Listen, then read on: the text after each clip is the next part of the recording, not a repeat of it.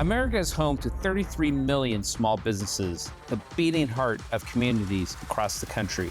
And proof that the American dream is still alive. This is a show about those dreamers and doers and the communities they serve. Their real life stories. Their struggles and successes. Their grit, determination, and passion. And the people who fight to keep their American dream alive. I'm Alfredo Ortiz. I'm Elaine Parker. And it's time for another episode of Main Street Matters, America's small business megaphone. Hi, everyone, and welcome to another episode of Main Street Matters, America's small business megaphone. I'm Elaine Parker, the president of the Job Creators Network Foundation. And I'm Alfredo Ortiz, president and CEO of Job Creators Network. And you can subscribe to the show at salempodcast.com or anywhere where you get your podcast from. But today, we are going to be joined by Carlos Ruiz. He is the founder of HT Metals in Tucson, Arizona. He's going to tell the story of succeeding as a small business manufacturer in America, which has become exceedingly harder and harder. But first, Alfredo, I want to talk about your recent Wall Street Journal piece responding to the president's op-ed last week about some of his economic myths that he claimed. And you even had an opportunity over the weekend to talk about some of those economic numbers on Fox News on Saturday. The president's op-ed made just a laundry list of claims. It's almost like Bizarro World when you read through them from making this transition from high growth to stable growth and talking about 13 million jobs being created and that wages are now exceeding. I mean, I think we could poke holes in almost everything. I mean, he even talks about the lowest 50% of wage earners. The wages are growing at 3.4%. Well, even just last week when they announced the CPI, it's at 4% year over year, and core inflation is over 5%. I think it's at 5.3%. So the lowest income earners in the country are still losing money basically and falling behind every single month. It's outrageous. Yeah, Elaine, it really is. And I mean, the one thing that the White House does really well, and I have to give them credit for that, is coming up with some great fiction stories. They really should be winning awards on best fiction because that's really what they've been doing for 2 years. They go around and the president goes around crowing about how inflation is falling. And I go, it's falling, but it's still at a very, very high rate. Remember that it pretty much compounds on itself. So for the past 2 years, since the beginning of the Biden administration, inflation, pretty much the cost of goods and services, it's up 15%, and food 20%. We were just talking to one of our members, he's a restaurateur down in Florida, and he's talking about how inflation is absolutely killing his business, and he can barely keep up with the rate of inflation. And in many cases, he's actually losing money on a month-by-month basis. And so the situation isn't good. And when they talk about consumers actually spending more, this is the one I love probably the most.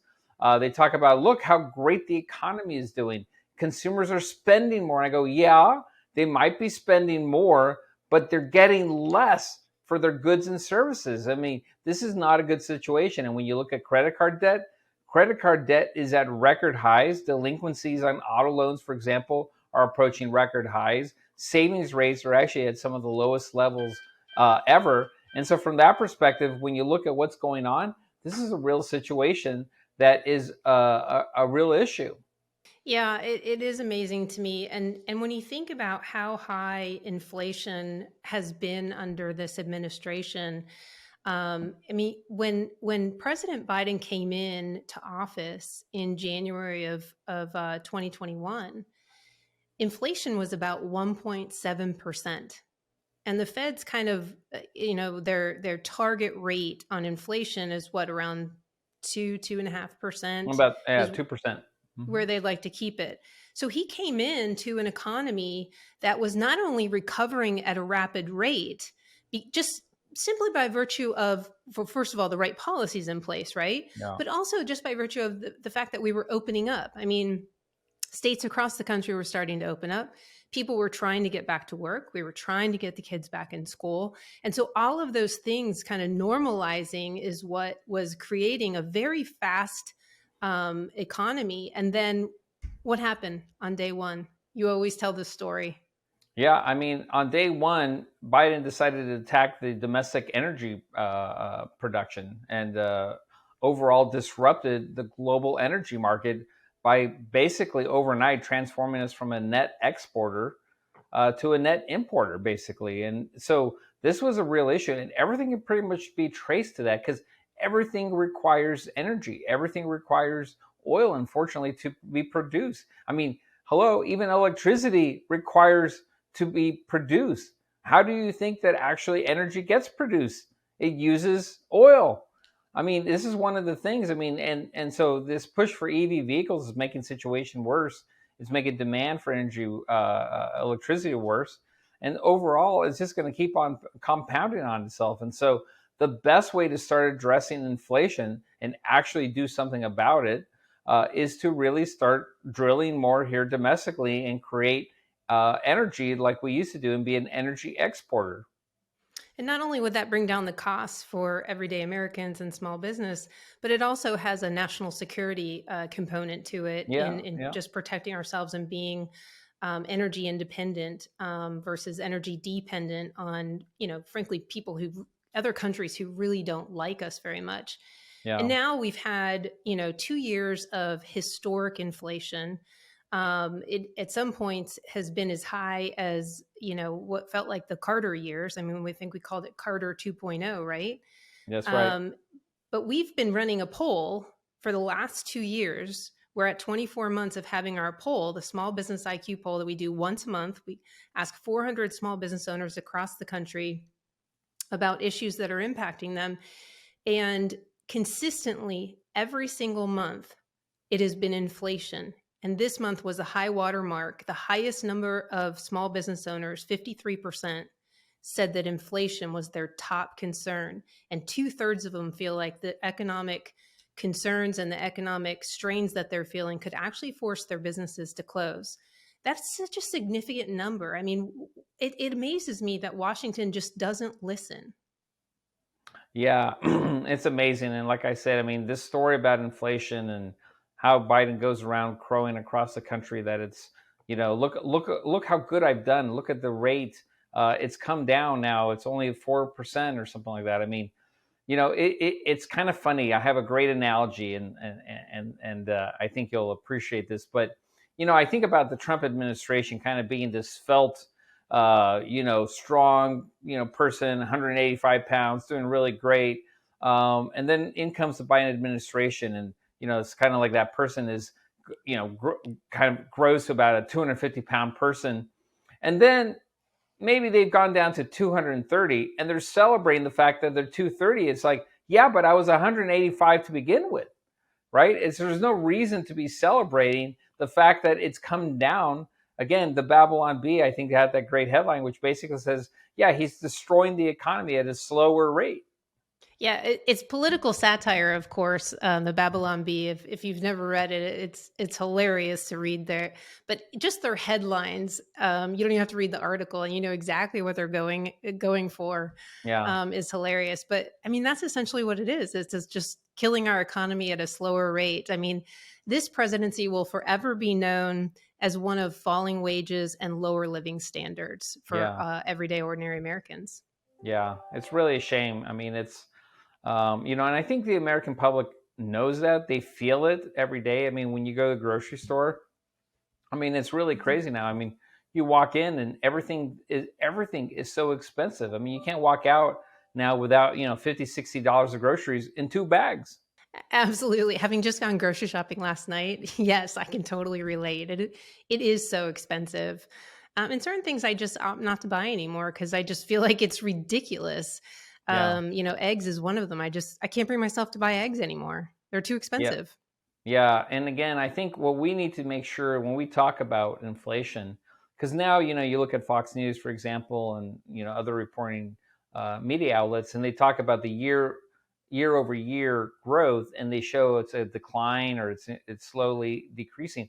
You should actually compare it to 2 years ago, because that is actually what consumers are really feeling. They're still feeling the 15-20% increase, and they're not making, trust me, they haven't made a 15 or 20% increase in their wages. And so the American consumer is actually hurting, and that's what really concerns me going to third and fourth quarter is that the American consumer is just going to really stop spending. And, I still think that we're going to have some level of a recession going into the back half of this year. Yeah, I know you keep saying that, and all signs are pointing to that. It's sort of a future look, and even our poll is showing, our small business owners, they feel good about their personal situation Yeah. and their small business, but when we ask them about the overall economy, that's when we start to see the drop in their optimism. When we ask them about the future. Looking forward in the future, then their optimism really drops. And so when Right. you start looking at that, of how they feel overall about the economy, I think that's kind of the storms on the horizon, if that's the correct saying. Yeah, you know what they say, the light is at the end of the tunnel. Unfortunately, it might be a train coming right at us. Exactly.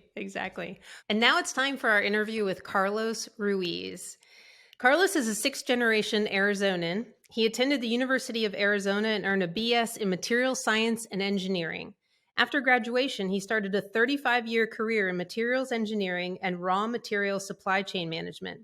He founded HT Metals in 2003, a distributor of ready-to-manufacture custom transformed raw material. The business has 5 full-time employees. While most customers are in the Tucson and Phoenix area, HT Metals has had some success exporting to Sonora, Mexico. Carlos was also appointed to the Arizona State Board for Charter Schools by Governor Ducey in April of 2022. Carlos, welcome to Main Street Matters, America's small business megaphone. And everyone out there listening, please subscribe to the show at salempodcast.com or wherever you get your podcasts from. Carlos? Yeah, thank you. Thank you for the invitation. Great, excellent. So you're out in Tucson, huh? Yeah, we're located in the southern part of the state. We're about 60 miles north of the Mexican border. It's the second largest city in the state of Arizona. Okay, wonderful. I know that we've spent some time together in person, doing some events when we were running our tax cuts campaigns and things like that. But I was wondering if you could just take a couple minutes and tell us about yourself. Tell us about your business, HT Metals. How did you come to start HT Metals? I mean, you have kind of defied the odds in America, and that's running a small business manufacturing company, which most have said you can't do. Yeah, no, thank you. I started the business in 2003. I have a material science and engineering degree. I worked for probably 25 years in the raw material supply chain in various levels of that supply chain. And one day I just decided, I had an idea. I did some market research and I looked at Tucson, which is my hometown. I wasn't living there. My wife and I and children weren't living there at the time, but I said, this is the place to do this kind of business. And we started out really slow, just me, and we've grown to 5 employees.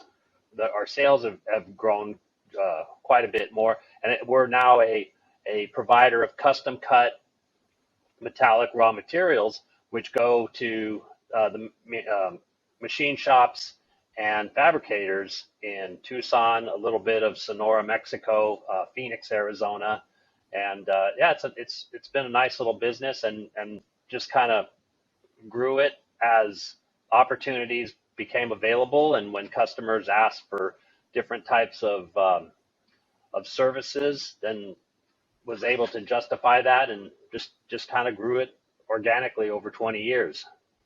That's great. And so you take the raw materials and sell them to the folks who actually create the products. Basically. The products. So I'll buy bar stock. We have an automatic bandsaw, so we'll take bar stock and cut them into instead of a 12-foot length, we'll cut them into smaller lengths that they can just put those pieces of bar into their machines and either mill them or lathe cut, and to make the actual product. We've added we've purchased and over the years 2 abrasive water jet machining centers, and so we'll take sheet and plate of stainless steel, aluminum, actually all kinds of materials, and we'll cut a 2-dimensional shape. So we're kind of rough machining and then providing that shape to the manufacturers of the fabricators, and then they'll do the milling and the bending and the tapping, any kind of, and they will actually then produce the actual finish. So we're that first step in the manufacturing process. No, what we'll have to do, Carlos, is actually introduce you to another wonderful JCN member, Nicole Walter. She's up actually in Wakanda, Illinois. I'm not sure if you can service Wakanda, Illinois, but if you can, she has a company called HM Manufacturing, and she's actually a manufacturer. I think she services the automotive and I think airline industry. So you two probably would love to have a conversation. Yeah. Yeah, we love to help our Job Creator Network members expand their businesses by doing business with each other. Sure. Yeah. No, that's wonderful. Fantastic. Alfredo? Yeah, no, I was just wondering, Carlos, one thing, if we could jump into a little bit on education, because this is something that's really a big concern for us, this year and going into the election cycle for next year. With all the stuff that we're talking about, wokeism and, the schools and stuff like that, we seem to be kind of missing the conversation, though, which is we're forgetting to teach the kids what there need to be to be, competitive against, the global labor force. They're falling so far behind on reading, on mathematics skills, science skills. And so I know that Governor Ducey, who is your former governor, a Republican in Arizona, had done tremendous work and made great strides on basically education reform in Arizona. And now, if my recollection is correct on this, my understanding is correct, the current governor is trying to undo a lot of that work. And I think you're on, as Elaine said, you're on the board of charter schools that Governor Ducey had appointed you on. So you probably are the perfect person for us to talk about what is going on in Arizona. Yeah, I can give you my opinions and kind of the lay of the land. Arizona has been a leader in school choice. They started out with what's called open enrollment. So the public district schools, you can go, a child can choose if they're living in one particular district, they can go to another district, depending on if there's a school in that district that has some capacity and, maybe offers something that their home school doesn't. So there's that type of choice. We have charter schools. I think it's like been 20, 30 years. So Arizona was at the forefront of the charter school movement, and so that whole industry developed and is now maturing, and we have some great charter schools that students can choose to go to charter school, and that's publicly funded, so it's tuition free. We have some great charter schools here that are servicing one of the real excellent school is a school called Basis. They're national now, and that started here, and that tailors to some really high performing students. So that gives those kids that kind of education. We have charter schools that are really servicing a lot of underserved areas, and they're doing great, bringing those children up in their reading and math scores.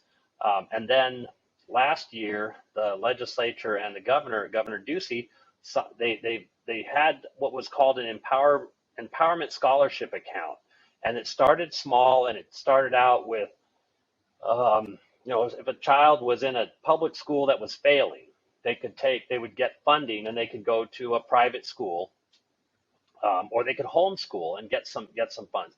And so slowly over time, that had been expanded. They expanded it to military, children of military, and then children in the foster care, and it kept growing, they were getting it was being successful.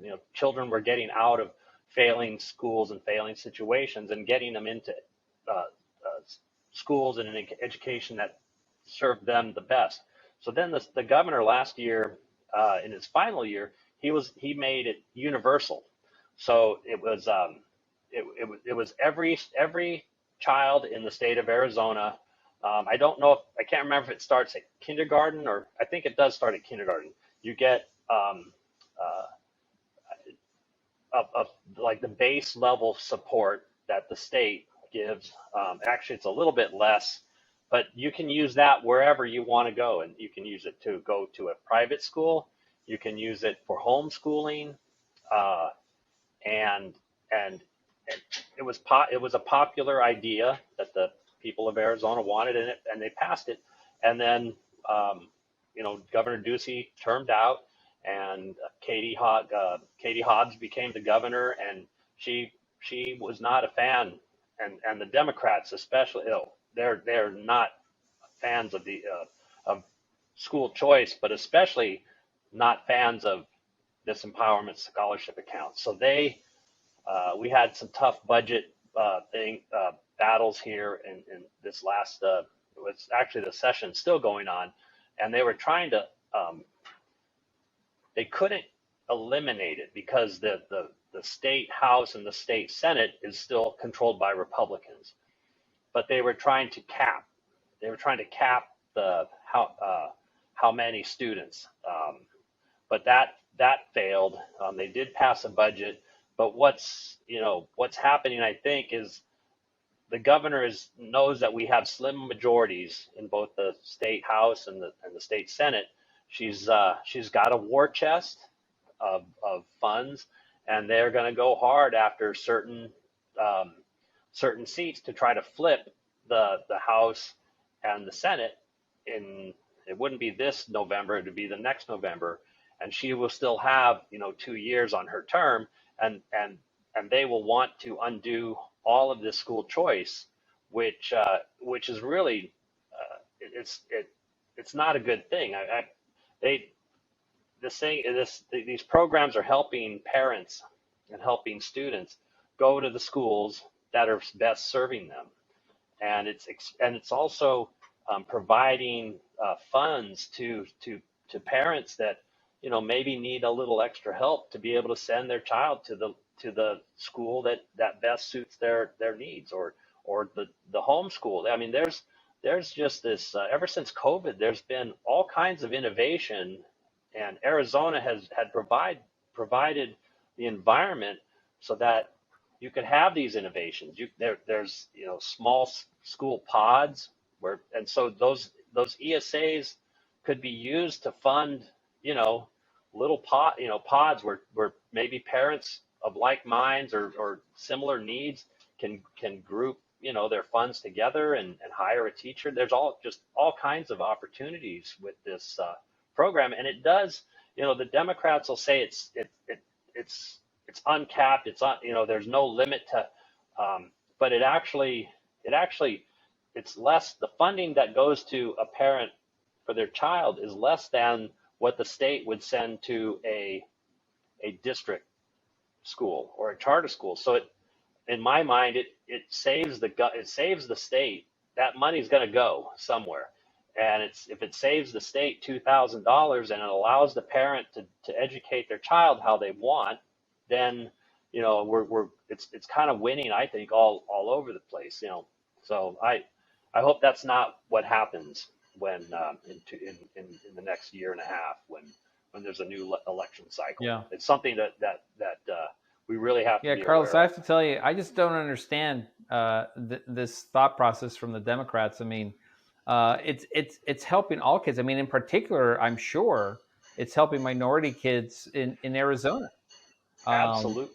Yeah, absolutely. And here in Tucson, there was a private school Desert Christian, and they saw this coming, and actually they did even before we had the universal empowerment scholarships account. They decided to open a school in the southern part of the southwest part of Tucson, which is heavily, I mean, it's heavily Hispanic, and they planted a school, and it's growing, and it's going to be able to grow because that's just another school that where the people there, given the education and scholarship accounts, empowerment scholarships accounts, can send their children to this, and that that is an area where the public schools are not, they're not doing that. They're not serving the students in that area. So to take that away. I have to tell you, it's when I hear this story, it infuriates me, because I'm actually living proof that the idea of being able to go to a zip code that's not where you necessarily live and actually can enhance your future. I mean, I grew up in a very poor neighborhood in Chula Vista, California. Long story of how I got to here, but needless to say that my mom was able to move me from Chula Vista to a different part of San Diego, which had a very, very terrific education system. And I can tell you right now, I wouldn't be here talking to you if it hadn't been for that ability to do that. So this was before that whole idea of ESAs and stuff like that. So I can only imagine how powerful and effective this is. And I just, again, I don't understand why the Democrats insist on killing programs like this that help minorities. Yeah, and maybe with another year going and more people enrolling in some of these, enrolling and getting and using their funds, and finding out that their funds couldn't be threatened, they won't be able to stop it. I'm hoping that the ball will get rolling, and enough people will be using this and seeing the benefits to their children that they'll realize that they need to fight and to keep these types of education innovations. Yeah, absolutely. Well, we'd love, of course, to work with you side by side in any efforts that you have in Arizona on this, because personally and as an organization, we need to do this. Yeah, no, I'll definitely know. I know some people, and as it gets a little bit closer and we see this, we'll definitely reach out and see if we can't get Job Creators Network involved, because that universal ESA, that was the first. Arizona was the first one, and now I see in the news, I mean, they're popping up, I guess, in Kansas. They're popping up all over the place, and it would be a shame that the state that started this, and then it goes away, and then that gives a beachhead for these other states that have followed. Then all of a sudden they start to see the same kind of attacks on their programs. Right.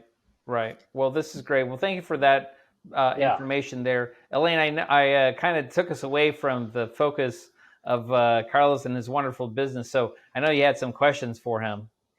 Actually, I have a question or two on the education piece of it. Mm-hmm. During COVID, parents sort of had this awakening of, what was happening in schools, what their kids were learning. And so we saw this pushback. I think the poster child for it was Virginia when Governor Youngkin was running. Mm-hmm. And you saw this great awakening of parents. They weren't Republicans, they weren't Democrats, they were just parents fighting for their kids to get a good education. And you saw this activism and this collaboration of parents coming together as a group, as one voice, and they were loud, and they're still loud. Do you have that kind of activism happening with parents? Because I mean, you talk about a community that's heavily Hispanic and benefiting from this school, but are the parents being given a platform? Is someone working to bring those people together, much like we do with small business owners, and amplify that voice so that the legislators, whether they're Democrats or Republicans, hear that this is important to them and that they want this for their children? Yeah. Unfortunately, that uh, where we live in Tucson is um, it's kind of the progressive. It's the progressive area of the state. We're a university town. There's a lot of government employment in this city, um, and I don't know that there's almost this very deep rooted progressivism, and the largest school district is controlled by. They've had some success getting a new different school board member elected to that school board, but it's still a little bit entrenched, unfortunately, and so between the school boards, the city council, the county supervisors, there's somewhat entrenchment now. A few years back, there was some this large school district. There was some uh, sex ed that was trying to be brought in. That was unusual, and so there were some people that were able to rally and push back on some of this.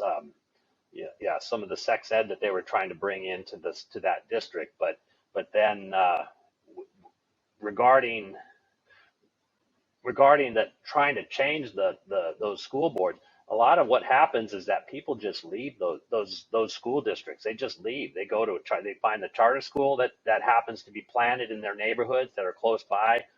They come out to that they try to get into the school districts that are more in the suburbs, like where I live, that have still more traditional type districts, and they just move. So you end up with this hollowing out, unfortunately, in of these districts, and really the only people that are left are the very progressive parents that or people that are not moving their children, and they just have this they just don't change. That's the unfortunate thing that's we haven't had that kind of awakening, unfortunately, in southern Arizona. I think in Phoenix, in the Maricopa County area, there's a little bit more of that happening in certain districts, but unfortunately, we haven't had that too much in Arizona. Well, we know that when our legislators hear us, Hmm. and they hear a megaphone and a constant drumbeat of what the American people want, we know we can make change because Yeah. you were just involved. You were involved with us in Hmm. 2017 with the Tax Cuts and Jobs Act. You were part of that Yeah. drumbeat and making sure that legislators knew that as a small business owner, you wanted tax cuts, you wanted them now, and that you would reinvest in your business, your employees, and your communities. And that's what I think is important for people to understand. And that's kind of what we like to do at Job Creators Network, is amplify that voice like we did with you. I mean, I think it was you, Alfredo. You went to an event with Carlos when Vice President Pence his tour met up with our Yeah. tour on tax cuts, and the two of you were on stage talking about Hmm. tax cuts out in Phoenix. I think it was in 2018. Hmm. Yeah. No. And that's that I when you ask what are some of the challenges, getting that 2007, those tax cuts enabled me to um, upgrade and kind of upgrade these water jet machines, which are those two machines are the machines that really allow us to be as profitable and grow as much as we have. And those tax cuts, having the immediate expensing that those allowed, and then some of the changes to the I think it was through the pass through, how pass through, because we're an S corporation, how that I think there was a like maybe we were at a 20% or something. It was, I mean, those kinds of things allowed us to have additional cash to use to invest and buy these pieces of equipment and make us more efficient. And that's really what it was. We made these machines work 25, 30% faster without having to add an entirely new machine. And so we made these machines more efficient, and so and that immediate expensing, helps us to pay for the machine for doing that. And then once it's going, I know last year we had a really good year. I didn't buy equipment, so I guess what? I paid a lot of taxes last year. I paid taxes.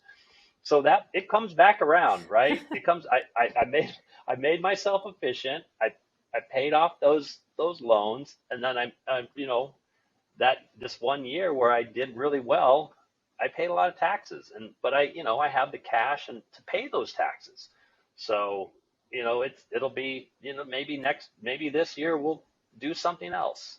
But if we lose those, if we lose those, if we lose those tax breaks, guess what? I don't reinvest because I can't reinvest because now I have to, with inflation, my labor's gone up, my consumables, my costs of everyday consumables, cost of metal has gone up, and so um, if the tax burden goes up, then that's just one more burden on me that I have to then cover, which doesn't allow me to make myself any more efficient. So hopefully, we'll get that extended. Yeah, and if you can't increase your revenues, you can't start increasing the number of people you hire. So Right. Yeah. Yeah. You just become stagnant. Um, and I'm in a very capital intensive business. I buy metal. That's the biggest cost to me. I have expensive equipment that's expensive to run that I have to repair and eventually replace, or do kind of significant upgrades to, and without any kind of incentive to do that, then it just doesn't get done. We just kind of, you just end up limping along, and then the other problem is then nobody else like myself that has an idea or has maybe gotten to a certain stage can't then take the next step. They don't have the ability to take the next step. One of the business books that I've read it's called No Man's Land, and I've got it up, here, and the graphic on the thing shows a business and then a canyon and a business and a canyon, and it shows a man standing on this edge of the canyon, and he's in no man's land because he's already gotten to that point, and he has to make the jump over the canyon to keep rising, or he falls into the canyon and dies. So those are the things that small businesses have to contend with, and government can help. Government can do things to help them make those jumps and keep growing. Well, and this you've kind of laid out really well how the Tax Cuts and Jobs Act helped your business, and that's why you've got this conversation happening in Washington, or actually a lack of conversation about how to make the Tax Cuts and Jobs Act permanent, because it was passed along party lines, therefore it has an expiration date, and it's simply going to, nobody has to lift a finger, and their pieces of it have already expired. The immediate depreciation has expired, and soon the 20% tax deduction will expire as well, and unless somebody lifts a finger on it. And we keep trying to get the message out, and I think we do a great job with examples like yours, Carlos, in trying to educate legislators that this wasn't a giveaway to the uber wealthy and the big corporations. And in fact, if you just look at the data from the CBO, tax receipts are actually up from individuals, from corporations, across the board. And the tax, originally when the tax bill was being scored, remember the CBO said it was going to cost us $1.5 trillion. Right. We're actually up $1 trillion. So it's amazing to me how that just gets ignored. And the reality is what you just said, last year you did so well, you actually paid a lot of taxes. Yeah. And that's what happens. Yes, it is, because you can only reinvest. It becomes frivolous to just continue to reinvest just so that you can get, oh, I'm just going to buy another piece of equipment. I'm going to just do that just to, at some point, you just say, I've done enough. It's time to just, let's just use the equipment. And then, coming out of COVID, we're being at the first part of that in manufacturing cycle. We see it first. We saw it, the increase, and things were getting better. And then we also see it declining too, first, because then people, especially with interest rates, we've seen things go down because of interest rates going up, and so some businesses start to wait, and they may have become overstocked. But then again, once they get through their inventory, they start buying again, and we see that. And so you're right. If we don't, the taxes are going to get collected. They're going to get collected, and when you I think there's almost like a cycle that they have to do. You incentivize and look at it. So my small business spent probably few $100,000 in equipment, and we used it, and now we paid a lot of taxes because we had that in place. And so they have to maybe do something again, extend it so that another cycle of that capital purchases goes through, and people will become more productive, more efficient, and then again taxes will start to rise because there's more money being made from those improvements. Yeah, and the tax receipts show it. I mean, time and time again, they show it. So Yep. We hope you join us with this next fight, because we're working on the American Small Business Prosperity Plan. And one of our key pillars is to help make the Tax Cuts and Jobs Act permanent, because we know how important it is to small business owners like yourself. Yeah, and there's so many. I mean, imagine, okay, my one business has certain types of equipment, but then if somebody's in the bakery business, or somebody's in, there's all kinds of, it's just capital equipment. So you don't have to try to carve out, or, you're not carving out special things for types of industries. You're just blanket saying, hey, if you have a business and you have an investment that you need, use it, to go ahead and look at and see if it works for you, and do it. And then keeping that 20%, that's just across the board. It's not carving out something for metal manufacturers or metal distributors, and it's just across the board, small business. And I think those kind of, for an S corporation, this is how we handle you. Done. If you need capital equipment and you need to depreciate it, this is what you've done. And it just takes care of so many. It takes care of so many businesses when they do just simple, and I know in your one plan, regulations, instead of having regulations that apply to every single business, it's like, hey, if you're smaller than this many number of people, these kinds of huge things don't apply to you, or you having to. I think there was another one where you had I think it was, if you're small, the regulation doesn't apply, or if it impacts certain businesses by a certain dollar amount, and these businesses, it won't apply, because we're just not geared to be able to absorb those kinds of regulations. Yeah, in fact, Carlos, Senator Joni Ernst from Iowa just recently introduced, off of our Small Business Prosperity Plan, the Prove It Act, which basically, hopefully, if it passes, will prevent stuff like Dodd-Frank from ever happening again, the one-size-fits-all issue, which you're talking about right now.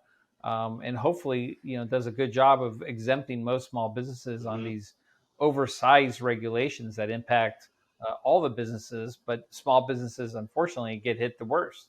Yeah, I think small businesses, whether you're a Democrat or you just want to do, you have enough on your plate to just run your business, and we just kind of want to be left alone. And at the end of the Yeah. year, or every quarter, we'll Yeah. file our taxes, and at the end of the year, we'll file our returns, and that's kind of it'd be nice to just have that instead of all of these, continual battles of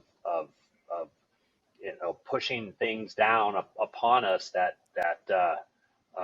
are just more burdens on businesses. Yeah.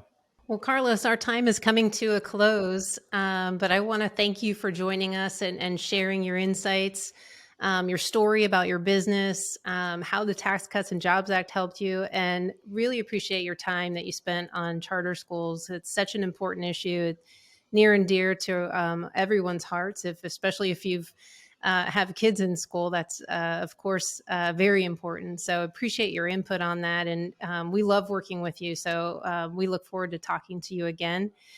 And I want to thank everyone for listening today on Main Street Matters, America's small business megaphone.